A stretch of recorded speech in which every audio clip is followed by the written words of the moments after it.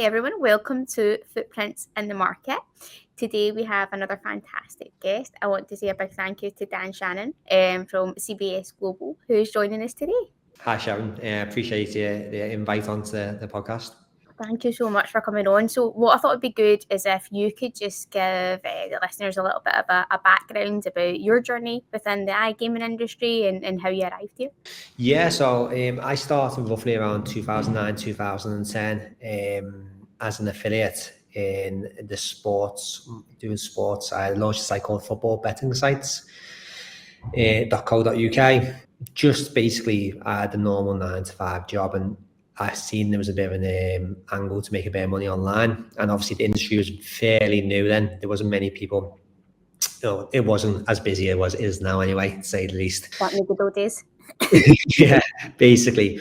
But once we started, I was a big sports fan, and it was more a hobby in terms of doing stuff like that.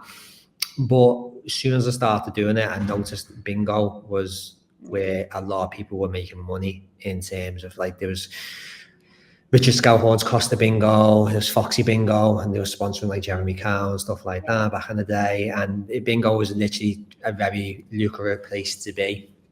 So I started popping up bingo sites and things like that, and basically come to a point where while I was near enough earning as a wage in a full-time job, I was making more just doing that on the side. And I was thinking, I'm only doing 3 or 4 hours of this per night, and I'm making more money than what I do in a month.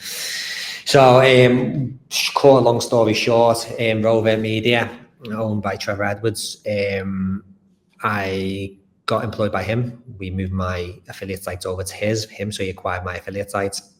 And then basically Trev was an absolute genius in terms of the affiliate marketing for affiliate sites, and he just got into white label when I got employed by him.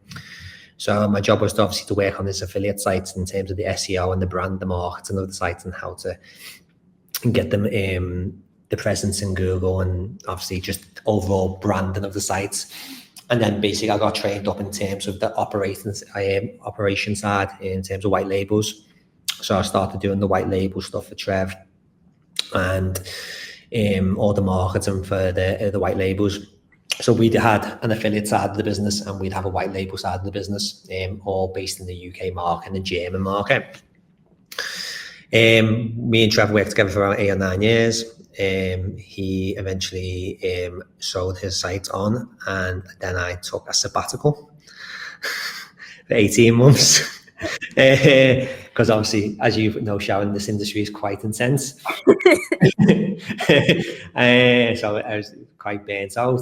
And then basically the role with CBS to come in and originally come in to do the head of SEO, but I'm basically the brand manager and operations manager here as well. So I'm doing multiple hats, wearing multiple hats at CBS. So yeah, that's where I am now, really. Well, within iGaming, that everything moves really, really fast. So even within that 18-month period, did you find that when you came back, like it had evolved massively, or had it just kind of stayed the same? What was your experience of that? So no, it was the same. Right. But yeah, it had evolved. So crypto.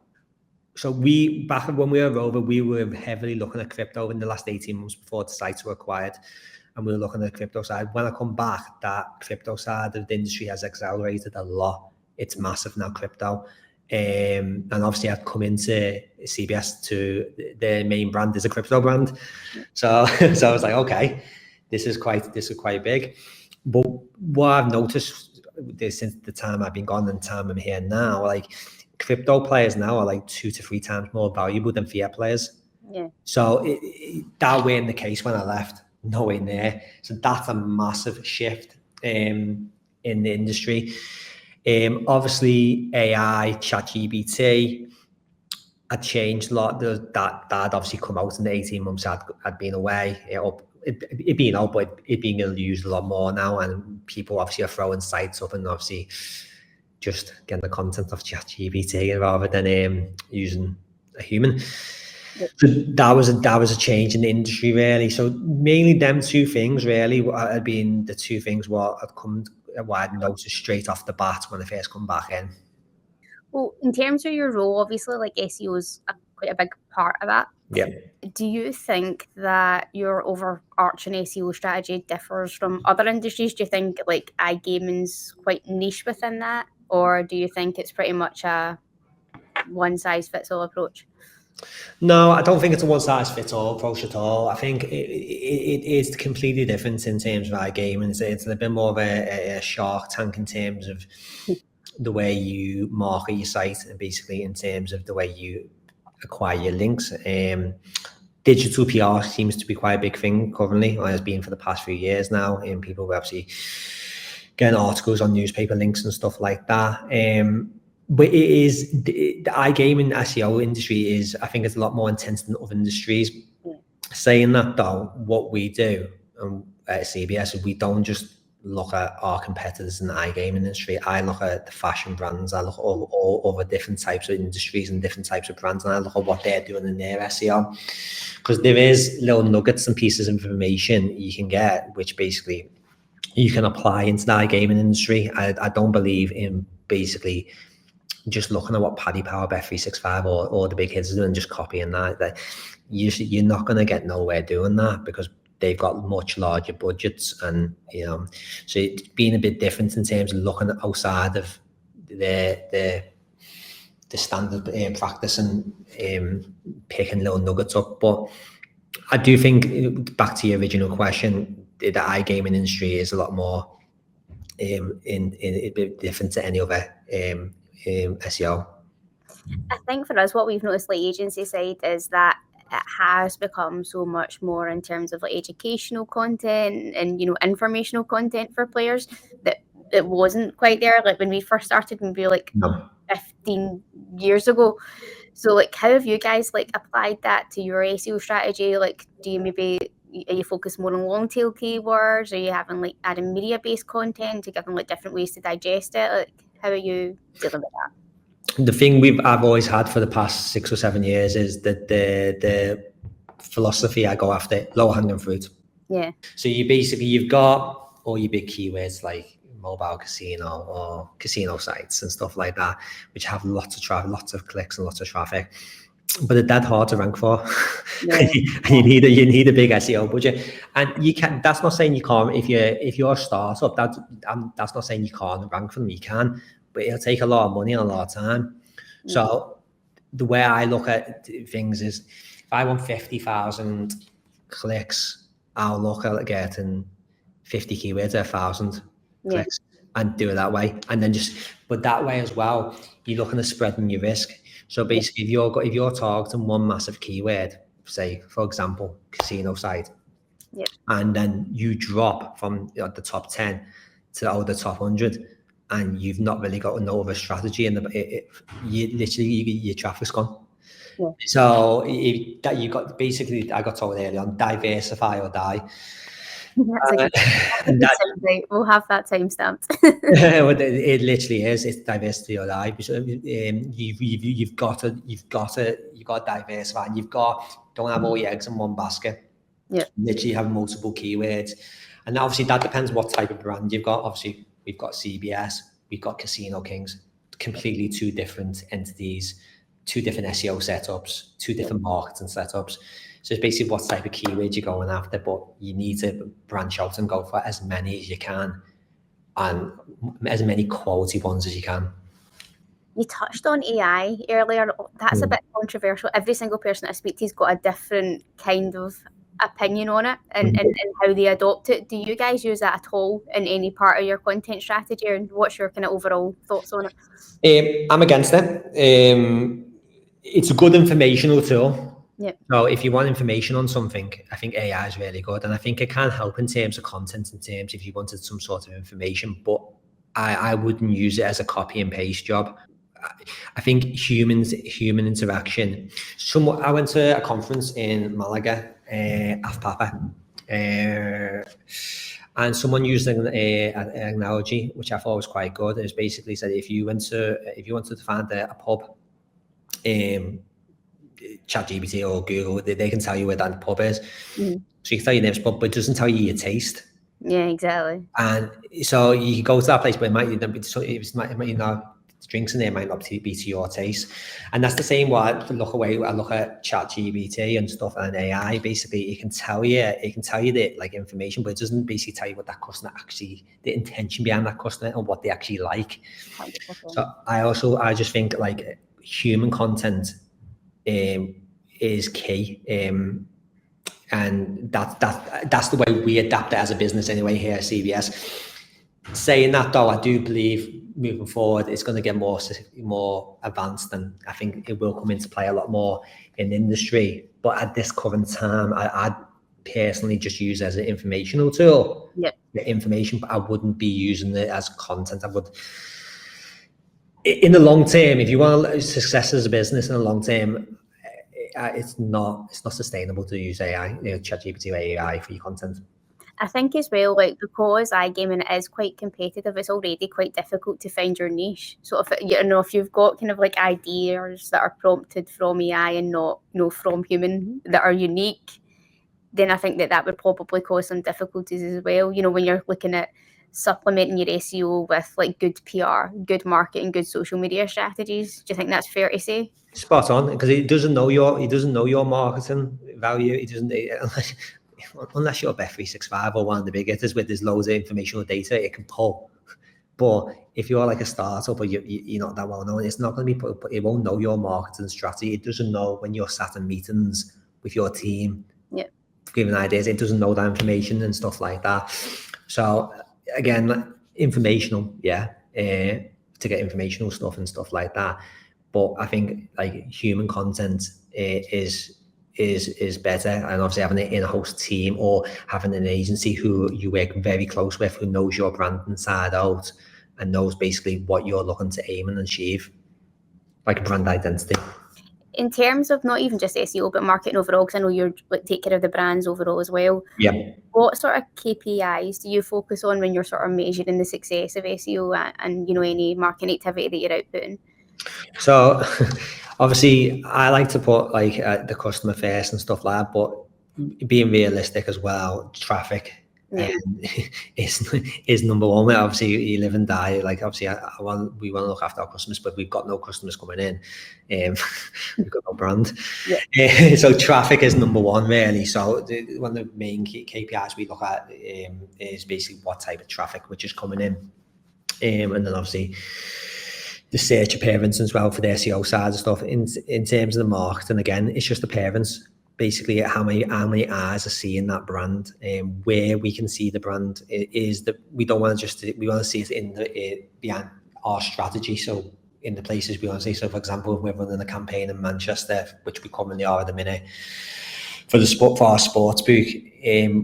Where them banners are going to be, where them locations going to be. Obviously, we're going to be to put them outside sports stadiums, so because we want sports customers, and that's where they go. We're not going to stick them outside the Arndale, because that's people go shopping there. You know what I mean? So it's literally just being smart in terms of like, I know these are quite simple things to say, but people will make mistakes like that, like they won't stick. So yeah. Is there any like tools that you guys use to help you analyze and monitor performance, like even like from an SEO perspective or like a social media listening tool? Yeah, we do. So I'll tell you the ones the majority of iGaming people use, and then obviously some of the ones I'll just keep to myself, if that's okay. That's for the next episode. That's a Patreon episode. I either pay for that one. So SEMrush, Ahrefs, link research tools. I think maybe a lot of people don't know about that one, but that's Christopher Kemper's tool. It's a really, for deep dive in SEO and link structures and stuff, that's a really, really good one. But they're your basic ones. We use that as a company. Obviously, we're on them 24/7. We're monitoring basically the clicks, the visibility, the domain ratings. We're watching everything like site speed on a daily basis. We have built a team here who look at everything all the time. We do use other tools. I'll just keep some of them to myself if that's okay. But one thing we do, like I said, we we look at the tools, obviously, in this industry. There's what people use in the iGaming industry, but we also look at tools which people use in other industries as well.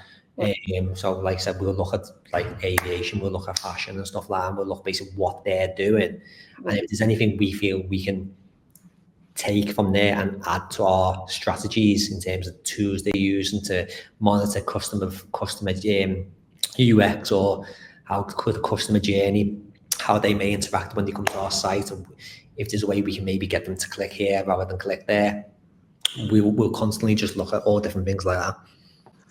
In terms of monitoring, obviously this year we've had March's core update followed by August update last month. Have you guys been affected by that at all, either from like an operator or affiliate side, and how have you sort of dealt with that? Yeah, well, August we have slightly, so on a positive and a negative. So on the operating side, we've seen really good positive results for Google. The updates really benefited us. We started seeing an increase in organic traffic and domain ratings going up. So we've been really happy with that. Affiliate side, it's been a mixed bag. Some of our affiliate sites have been really good. One or two of them have took a hit slightly, and we're still trying to analyze what actually has gone wrong there, because basically we have different strategies, but overall the strategy is pretty much the same for the whole lot of them. We know what works. So one's took a slight hit, the rest have actually improved. So we're just analysing what's gone wrong with the one that's took the hit, but the rest of them, it's been 94% positive for us, the update. It's not being anything, but what we tend to do, and I've seen, like yourself, Sharon, we both have been in the industry a long time. We've been through a lot of updates. Yeah, so it comes to the point where it doesn't really ruffle my feathers anymore when there's an update. We just plan. We're constantly reading like the Google Roundtable. We're looking at X. We're looking at what people are saying on LinkedIn. We're looking at other experts in the industry. We're following the chitter chatter, seeing what's going on, and we're just basically keeping our house in check, basically, and following the right process. What I feel is the right process for the company. And to be fair, touch wood, we've never really, no years of being in the industry, I've never really took a massive hit. I say that now, but so far, but we monitor it all the time. We're just watching the chitter chatter and stuff and seeing what people are saying and stuff. Do you think the EAT will play a larger role post sort of August update, just because obviously with iGaming, trust, safety, security, it's something that we need to pay huge amounts of attention to, just because of the nature of the product that we're selling? I'd say possibly. It's hard to say. I think if we're keeping everything in check in terms of like our content's relevant, it's Q&A, it's all relevant content, it's all written by a human, and we're ticking all the boxes. I don't see any major issues, but it's hard to say, to be fair. And how do you sort of balance like your SEO efforts when it comes to like organic and paid search? How do you find that balance of traffic that you'll pay for and traffic that you kind of want to rank for organically? So I've always been a fan of organic traffic. That's the first and forefront of any business I've worked for, and the strategy I always put behind my team, basically organics first.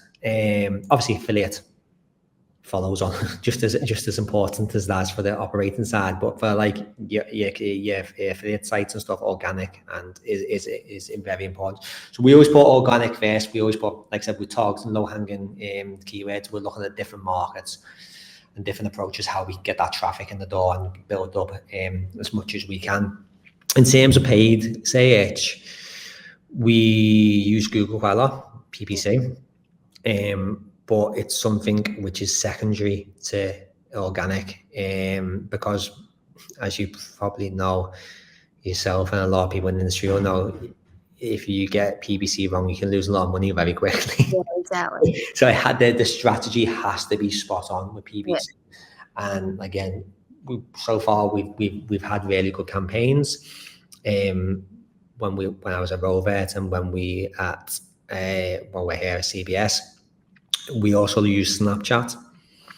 and we touch on Meta sometimes, but it's mainly Snapchat and PPC we use. But or if it's going organic here, that's where I think is PPA is paid, and that's just literally just because of the risks involved in terms of basically what could potentially happen. It's a bit of a roll of dice with PPC, especially if you get it wrong. I also wanted to touch quickly on, see, the technical side of things. So one of the things that we've had as an agency, and definitely a challenge that we've had to kind of find workarounds to, that I think probably is different from other industries, is that both affiliate and operator sites have got so much rich media within there. And it's a challenge to sort of get a fast loading site, you know, in a tier 2 core web vitals. Is that something that you guys have had problems with? I know you say that you monitor that quite a lot. Is there any kind of tips or anything that you can give anybody who's having that difficulty if they've just kind of launched a new brand? Yeah, so site speed is on my priority list when we're launching a brand or launching a new brand. Site speed is up there as one of the most important things with the content, because obviously you want the content you need to rank, and that's important. So that's visibility in Google. If you're ranking, your site needs to load quick. And especially in the casino industry, in the iGaming industry, if you're waiting more than 3 seconds, 4 seconds to get onto the site, they're clicking back and they're clicking on your competitor. So it needs to be quick. It needs to be quick. So we look at basically serving things like Cloudflare. We look at things which can basically improve the speed of our site. So that basically the theme, the servers. We use very good digital agencies to build our sites. make sure the site speed's quick before we launch them. I'm not So yeah, we cover every check before we make it live, and that's what I recommend to anyone who's starting a business now, or iGaming business, whether it's just a small affiliate site. Yeah. Before you hit that live button, I know the fast thing is to let's get this live, let's get ranking in Google, it gets moving. Take a few steps back, make sure it's ready to go live, do the tests, make sure the speed's there, make sure your content's right, just double check, triple check everything, and then launch it live. Because obviously, if you launch a live and then Google crawls it, and site speed's rubbish and it's not doing very well, and then you're fixing it, and then it's not a great start. It's not a great start for Google, for them when they're crawling your site, and it's not a great start for anyone who basically comes across your site, because basically it's a lasting impression. Someone comes onto your site and that site was not good that day, it took 15 seconds to load. Yeah. They potentially remember that site, and if they see it again in the Google search, do you know what? Not clicking there, go to the next one. So it's the lasting impression. So you make sure you got your ducks in order before hitting that live button. 100%. I think that's a big mistake that some people do make. They're in such a rush to get their brand live that they actually then don't understand that when they need to retroactively fix all this stuff, that actually just takes so much more time anyway, from like a resource perspective. It's a case, it's not I know people use this term, it's not a race, it's not a sprint, it's a marathon. It truly is. I think it literally, if you're starting, for example, if you're starting an affiliate site now, or even just a white label, it's finding your own niche.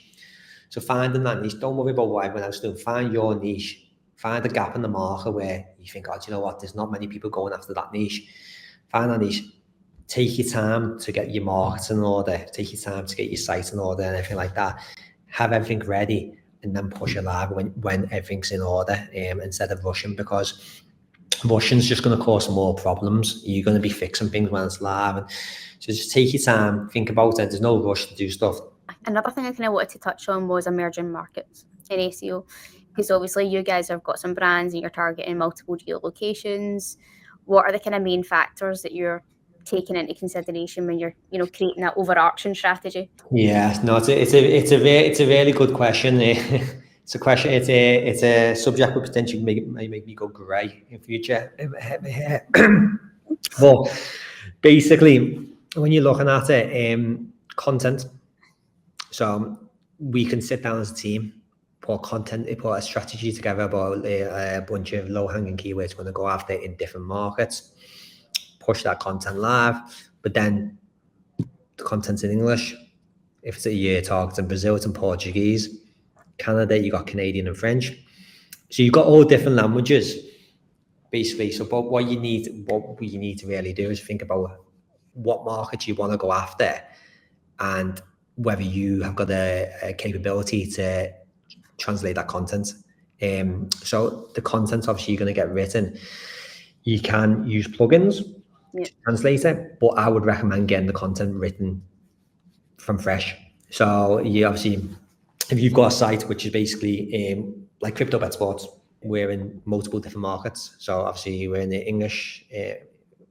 We're not in England, but we have English speaking visitors like in Canada and stuff like that.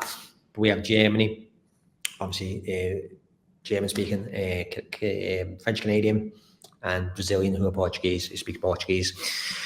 So when we're doing our content and basically our SEO planning for that, what we look at is we look at low hanging fruit and what kind of keywords we want to go after. But then the content has to be rewritten for each language. So instead of, like I said, using a plugin to translate all the English into Portuguese into German, what we do is we get a content writer to write the Portuguese, a content writer to write the German, so they're embedding our SEO strategy into that content, but also getting the tone of our company into that, which is so important, because when Crypto Bet Sports, we have a marketing tone, we have a brand identity, and each piece of content we're putting out, we want our brand identity in that. And when you're in different markets, like different geos and stuff like that, you need to make sure you get your brand identity and your tone for your business into that content. Just translating it ain't going to get your tone, and it's going to do more damage in the long term. So anyone who's looking to launch a site, whether it's a white label or not, that's something you really need to take into consideration in what geos, because the more geos you're in, the more work you've got. But on the flip side, potentially the more revenue you've got. So yeah. Do you think that there's that balance then? So say like, you've got a budget and you think, I want to target all of these geos, but actually I don't have the budget to get kind of all of this content translated. Do you think that there's a balance within that to say, do you know what, say to start off with, target fewer geos? I'd say so, yeah. So we like I said, one of the business things we decided to do as a business when I've come in is basically to go into the UK market. So it's a first for this brand to go into the UK market. I don't think it was on the radar before I come in. So that I thought for us just to be set in one market, I think for a company would be really beneficial, because obviously it's one market. Our strategy is quite easy to do. Our branding's quite easy to do. But saying that, I would say, yeah, I'd look at not going in, unless you've got an unlimited budget or like a massive budget and a massive team. I would look at maybe just picking 2 or 3 geos, which are quite simple to manage to start with. And then once you're making money, once the growth's there, once you see the marketing and everything's kicking into place, grow the business, launching a new geo, make a big deal of it, big marketing campaign.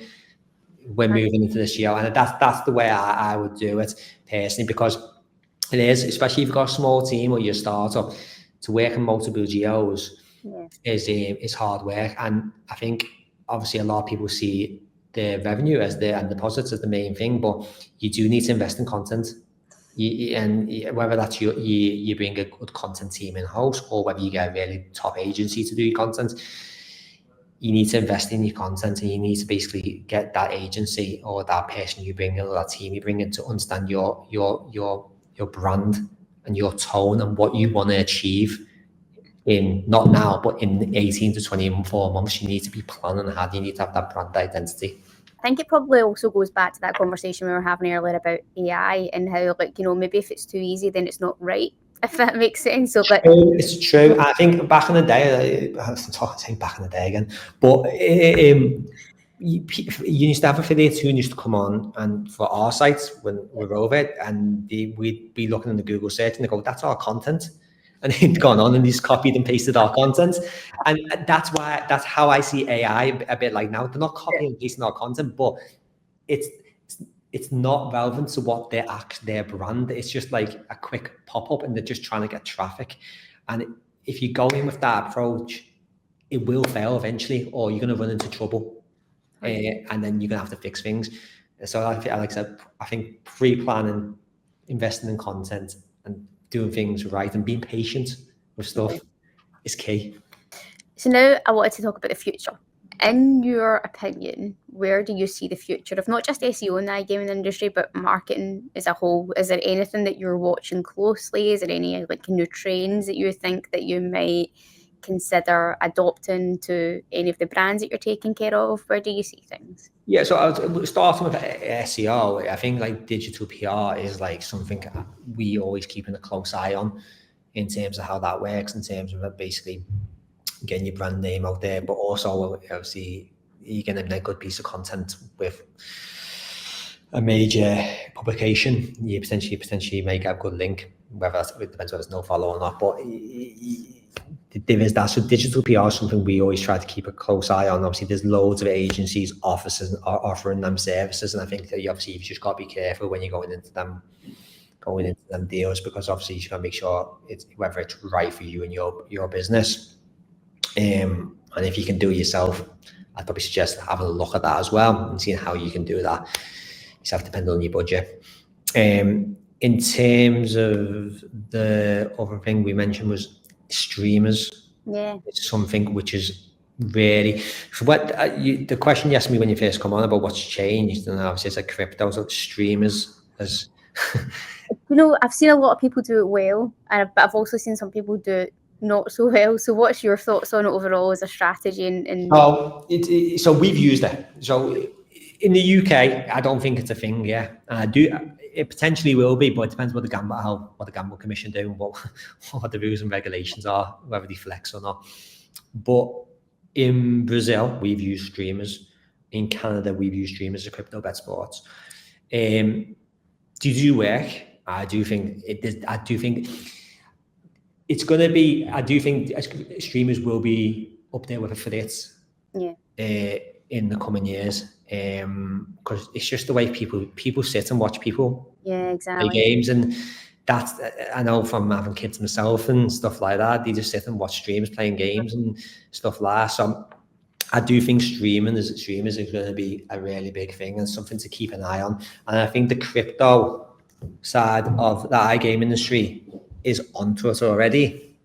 And so if you look at them, a lot of streamers, like if you go to the conferences now, there's streamers there doing live videos and stuff. So I do see that as coming up there with affiliates. I think you have SEO. SEO won't go nowhere. It'll still be there. Yeah. You have affiliates, and I think streamers will be there with them as well. So I do think it's just a natural progression away from the UK market currently at the minute. Whether it comes into the UK market, I don't know. It just depends on regulation. But if you've got a casino or in Canada, Germany, or anywhere like that, Brazil, I don't see why you wouldn't use streamers. 100%. I mean, I think that the way that people are digesting content is completely evolved, and I think you're right. Like, I've got a 7-year-old, and she's like watching people play Roblox, and I'm exactly. like, and that is just the way like the world is moving. And I think that we kind of need to make sure that we're keeping up with those trends too, and not falling back. It's true, because it's brand like influence. So basically, you see it on Instagram with products and stuff like that. But basically, if their favorite streamers playing CasinoKings.com or Crypto Bet Sports, and they've got 10,000 people watching them, and the influence of them potentially going to that site is quite high. So it's mad, but that's what's the way it's going. Same as voice notes, like voice search, like that's another thing as well. So it's mad. So I'm going to end on a question that I've asked, and I'm going to ask all of our speakers at Footprints in the Market. If you were to start your time in iGaming again and you were a brand new marketeer, what piece of advice do you wish that somebody gave you that you didn't know, or that you've learned along the way? Patience. Be fair. Patience.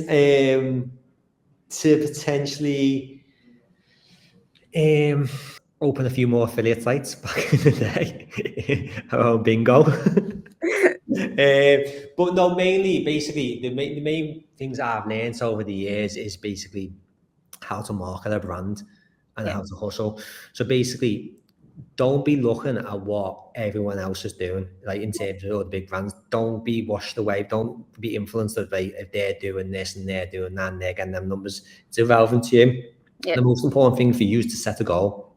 Set that goal and then go out and try achieve that goal. So I always go start an A goal, B goal, C goal. Go small goal, achieve that, next thing. And like just patience, just basically just being patient and basically being consistent. And obviously prepare. And like one of the things, quotes I got told by my old boss, Trev, was people who don't prepare to fail. And it's true, you've got to prepare. You just got to make sure you're prepared and everything's there. So again, it'd be patience and basically just preparing, and don't be copying. Have your own brand identity. Go with what you think's right and stick with it. 100%. I think that's a good note to end on. So thank you so much, Dan, for coming on and being a part of our new webinar. We really, really appreciate it. Thanks for the invite. I appreciate it.